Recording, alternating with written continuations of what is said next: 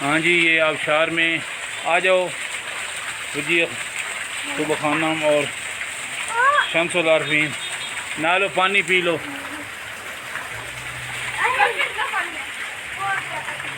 पानी भी P low और सारा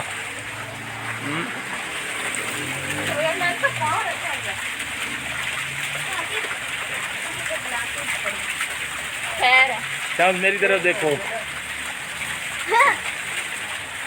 इधर थोड़ी सी मेरी बनाओ, इधर देखना पानी ना लग जाए, जूता संभाल। और मेरा जूता उठा शम्स, ये इधर रख करो ना, कुर्सी पर बनाओ वीडियो हमारी।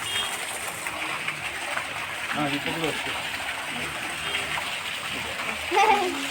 हाँ ऐसे दो चार फोटो भी दो। अब वीडियो बन गई ना, एक मिनट, कुछ बोलना है तो बोल। हाँ, बिस्मिल्लाहिर्रहमानिर्रहीम। अल्लाह की कितनी नेमतें हैं, देखो ये आबशार क्या कह रही है कि अल्लाह को याद करो।